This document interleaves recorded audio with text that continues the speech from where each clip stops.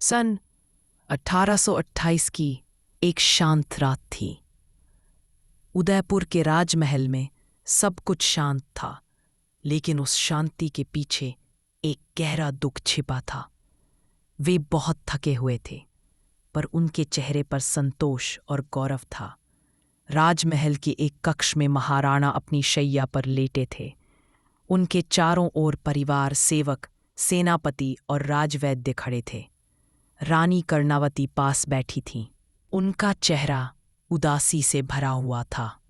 वैद्य ने इशारे से बताया कि अब समय बहुत कम है। तभी महाराणा ने हाथ उठाकर कहा, मुझे महल की छत पर ले चलो, मैं अंतिम बार अपना मेवाड़ देखना चाहता हूँ।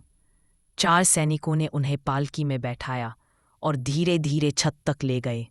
रात का चांद आसमान में चमक रहा था। पूरी उदयपुर नगरी उस चांदनी में नहाई हुई थी। झीलें शांत थी, हवाएं मंद मंद चल रही थी।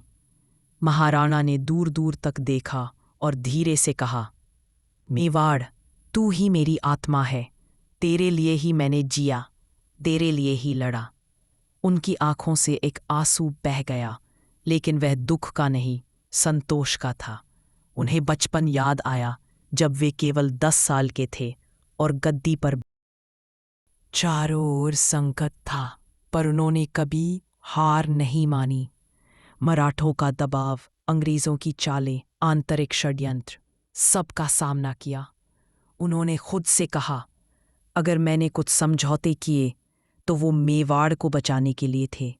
मैंने अपने स्वाभिमान से बड़ा मेवाड़ को समझा। अब वे फिर नीचे अपने कक्ष में लाए गए। सांसें धीमी हो रही थी। उन्होंने रानी से कहा, राजकुमार को बुलाओ। राजकुमार जावंतर आया और चरणों में बैठ गया। महाराणा ने कहा, बेटा, राजा बनना आसान है, लेकिन राणा बनना तप है। प्रजा को सिर्फ शासन नहीं, स्नेह भी चाहिए। न्याय करना, लेकिन नम्रता से। तलवार केवल सत्य और धर्म के लिए उठाना। फिर उन्होंने रानी की ओर देखा। रानी ने उनके माथे पर चंदन का तिलक लगाया और कहा, अब विश्राम कीजिए मेरे स्वामी। आपने बहुत कुछ सहा और बहुत कुछ किया। महाराणा की आंखें धीरे धीरे बंद होने लगी। एक अंतिम गहरी सांस ली और वे चिरनिद्रा में लीन हो गए।